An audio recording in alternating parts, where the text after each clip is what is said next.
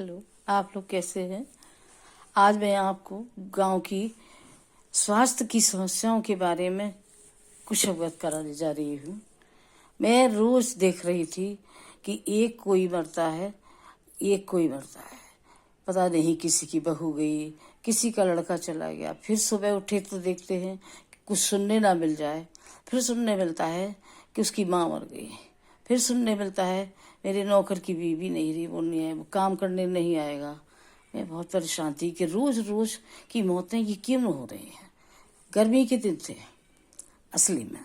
ये लोगों को कुछ अंदाज नहीं रहता है कि गर्मी में कैसा खान पान रखें, कैसे स्वास्थ्य रहे। ना तो उनके पास इतना साधन है, सिर्फ नींव के नीचे सो जाते हैं और उस हाथ के पंखे से काम चलाते हैं। अब तो खैर काफ़ी समस्याएं सुलझ गई हैं, स्वास्थ्य की भी और रहन सहन की भी। काफ़ी भौतिक दावाद आ गया है अब तो गांव में भी। फिर भी काफ़ी अभी स्वास्थ्य की समस्याएं अभी बिल्कुल ठीक से नहीं सुलझ पाई हैं। खान पान तो बहुत अच्छा है उनका, लेकिन अभी ना तो वहाँ पे कोई पैथोलॉजी है, ना वहाँ पे कोई एमबीबीएस डॉक्टर जाने को तैयार कोई भी नहीं है, क्योंकि उनका रहन सहन वो सहन नहीं कर पाते हैं। उनका परिवार वहाँ रहना पसंद नहीं करता है, वो अपना परिवार छोड़ने को तैयार नहीं होते हैं। ये प्रॉब्लम उनके साथ भी है, वो भी क्या करें। हाँ, सरकारी डॉक्टर कर भी सकता है, लेकिन सरकारी डॉक्टर इतना मक्कार हो गया है कि वहाँ पे उसको वो, अब हम क्या बताएं कि हमने देखा भी है, सुना भी है कि सिर्फ प्राथमिक चिकित्साओं के लिए है। वो बड़े डॉक्टर तो है नहीं, खाली वो बीएमएस होते हैं। बस उन्होंने बस अपना वो मतलब इंजेक्शन में पानी भर भर के हमने देखा है कि उनके पास अगर मेडिसिन खत्म हो गई तो वो पानी भर के भी उन्हें स्टेरलाइज किया। पानी में दवा मिला के मैंने सुना है, देखा है, मिला के भी इंजेक्शन लगा देते। उनको नहीं पता है कि इससे इनका क्या स्वास्थ्य खराब होगा। और ग्रामीण जनता जो भोली होती है उसको ये नहीं पता है कि ये क्या कर रहे हैं, ये है क्या। कुछ लोग वाच कर लेते हैं, वो बता देते हैं, जिससे मैं जान भी जाती हूँ। आए दिन वहाँ पे डायरिया हो जाता है। डायरिया, उन्होंने कहा कालरा आ गया।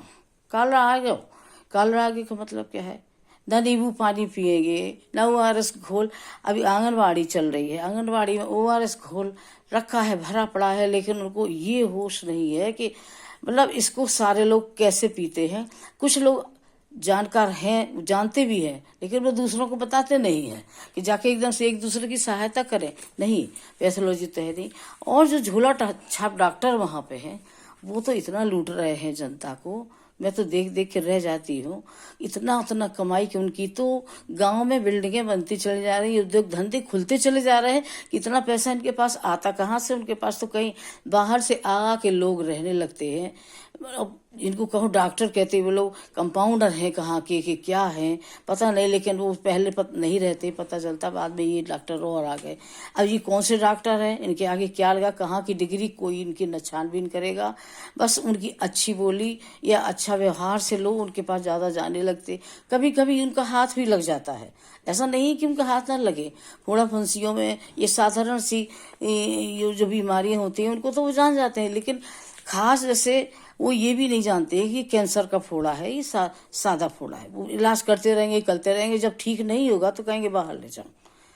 जब उनके पास साधन नहीं रहेंगे तब कहेंगे बाहर। बाहर जब तक जाएगा आदमी, जब तक उसका टेस्ट होगा, तब तक आदमी का डिक्लेयर हो जाएगा कि कैंसर हो गया। बस अब वो लोग तो इलाज करा नहीं पाएंगे, बस बैठ जाते हैं ईश्वर के सहारे के अब तो भैया इनको खिलाओ पिलाओ, हमारे पास 8-10 लाख रुपए तो है ही नहीं ना हम करवा पाएंगे। तो ये प्रॉब्लम अभी गांव वालों के संग हो रही है बहुत ज़्यादा। और अब ये सबको ध्यान देने की चीज़ है कि यहाँ पे कम से कम हर गांव में एक पैथोलॉजी तो होना बहुत जरूरी है। वो लोग मलेरिया का इलाज कर रहे हैं डेंगू। अभी बीच में हम लोगों ने देखा था कि इतना डेंगू फैला था, लेकिन डेंगू की जांच करने के लिए पैथोलॉजी नहीं थी गांवों में, समझिए। और शहर लाते और उनकी मौत हो जाती थी लोगों की। इतने हम क्या बताएं, महत्वपूर्ण लोगों को हमने जाते हुए देखा तो बड़ी तकलीफ हुई काफ़ी कि ये अपनी मौत नहीं मरे हैं। इनको स्वास्थ्य संबंधी बड़ी प्रॉब्लम है और किया भी क्या जाए।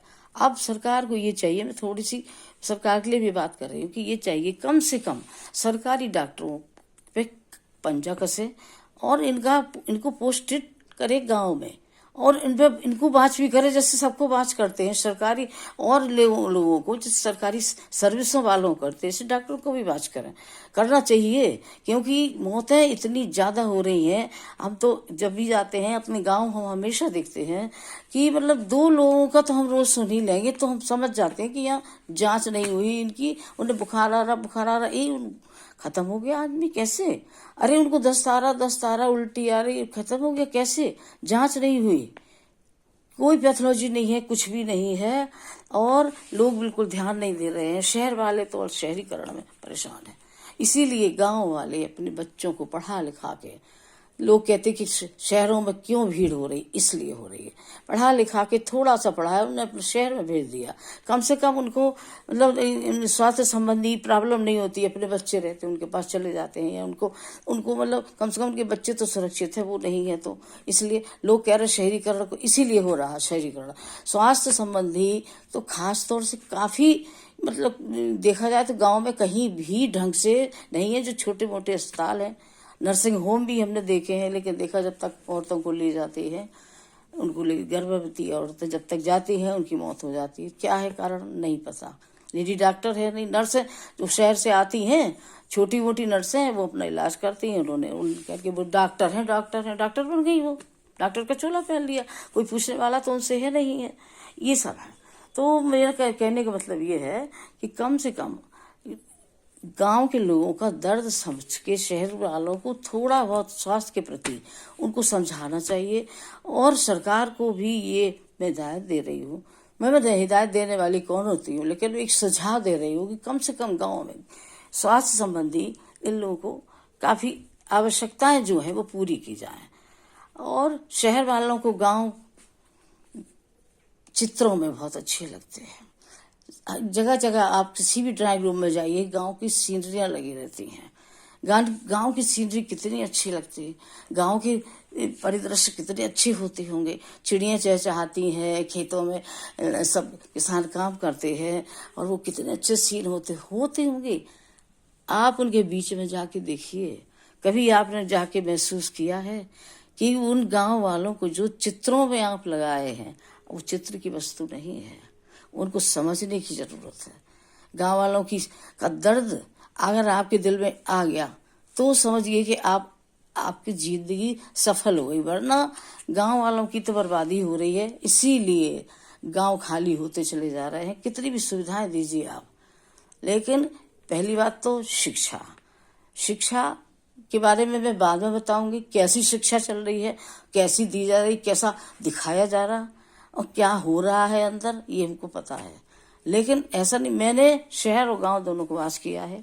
शहर में रहती हूँ लेकिन गांव में मेरा ससुराल है, मैं जाती रहती हूँ। मैंने बहुत गहराई से उनकी हर समस्याओं को वाच किया है, और मैं एक एक समस्याओं पे बता सकती हूँ, क्योंकि मुझे अंदर तक जानकारी है। मेरी शादी को 40-42 साल हो चुके हैं। मैं अच्छी तरह से पहचानती हूँ कि क्या लापरवाही होती है उन लोगों के साथ, पढ़ाई में, लिखाई में, उनके स्वास्थ्य में। लेकिन कोई शहर वाला न गांव में रहने को तैयार है, और गांव वाले जो शहर में आ जाते वो खुद ही गांव में लौटने को तैयार नहीं होते हैं, क्योंकि वो समझते हैं कि मेरी कद्र भी नहीं होगी जैसे और लोगों की नहीं हुई है। इसलिए वो खुद ही डर के मारे बाहर चले जाते। इसीलिए शहरीकरण, मेरा कहने का मतलब ये है कि गांव में लोग नहीं रहना चाहते। तो क्यों नहीं रहना चाहते हैं? उनकी बहुत समस्याएं हैं, काफी समस्याएं हैं, और उनको अगर समस्याओं को आप मिटाएं, सिर्फ खाने से नहीं होता, खाना पेट तो सब भर लेते हैं आजकल, ऐसा कुछ नहीं है। बल्कि और कहना नहीं चाहिए, मुझे बड़ी बात है, नहीं कहूंगी कि लोग कर रहे कि सनातन धर्म की बात नहीं कर रही है, ये विरोध नहीं कर रहे। आज गांव का आदमी सिर्फ जो मोदी जी जो खाना पीना दे रहे हैं वो ठीक दे रहे हैं, उनकी तो भावना बहुत अच्छी है, लेकिन आदमी अकर्मण्य होता चला जा रहा है। वो कुछ जानना ही नहीं चाहता है। वो उससे मोबाइल दे दो एक, बस। अगर मजदूरी भी करेंगे तो मोबाइल लेके करेंगे। खाना बनाएंगे, हलवाई को देख लो, जब तक उनका बिफर नहीं बजेगा, जब तक स्टीरियो नहीं बजेगा, वो खाना नहीं बनाते हैं। तो ये हालत मोबाइल की हो गई है। शिक्षा के नाम पे कुछ भी नहीं है, कहने को बस खाली कपड़े पहन लो, ड्रेस पहन लो, इससे कुछ है। कुछ लोग हैं जो उस पर काफ़ी मेहनत कर रहे हैं, छोटे छोटे स्कूलों वाले, बड़े स्कूल वाले नहीं। इंटर कॉलेज आपको मिलेंगे, वो नहीं मिलेंगे मेहनत करती हो। हाँ, प्राइमरी वाले जो प्राइवेट स्कूल है, जो ज्ञान मंदिर है, जो शिशु मंदिर है, वो मेहनत कर रहे हैं। तो जिनको कम पैसा मिलता है, जो गरीब है, वो गरीब का दर्द समझता है। लेकिन जो सरकारी टीचरें हो गई, सरकारी टीचर जो है, पहले जो मेहनत करते थे, आज वो मेहनत करने को तैयार नहीं है, क्योंकि उनकी सैलरी अच्छी मोटी हो गई है, क्योंकि उनके बच्चे रहते नहीं हैं, उनकी बीवी रहती नहीं है, उनके आदमी रहते नहीं है, खाले रहते हैं, वे लोग अप डाउन करते हैं, गाड़ियाँ उनकी लगी हैं, कोई उन्हें प्रॉब्लम नहीं है, क्योंकि पैसे की प्रॉब्लम नहीं। तो गरीब जनता के प्रति भी शहरी लोगों को सोचना चाहिए। खाली ड्राइंग रूम में एक चित्र लगा के एक शोभा की वस्तु ना बनाइए। आप ग्रामीणों का दर्द समझने की कोशिश कीजिए। मैं हर शहर वालों से कह रही हूँ कि कम से कम वो अपने स्वास्थ्य के प्रति, अपनी शिक्षा के प्रति, अपने और भी काफ़ी प्रॉब्लम है उनके यहाँ, तो मतलब प्रॉब्लम ही प्रॉब्लम है, जिनको अंदर से कोई देखना ही नहीं चाहता है। मैंने बहुत कुछ देखा, मैं बहुत कुछ बता सकती हूँ। मैं अगली बार में वो और भी किसी और समस्या पे बताऊंगी। अभी तो छोटा सा बहुत बड़ा हो रहा है ब्लॉग मेरा। तो बस सिर्फ ये है कि गांव शहर में शहरीकरण क्यों हो रहा, गांव के लोग भाग क्यों रहे, मैंने सिर्फ इसलिए छोटी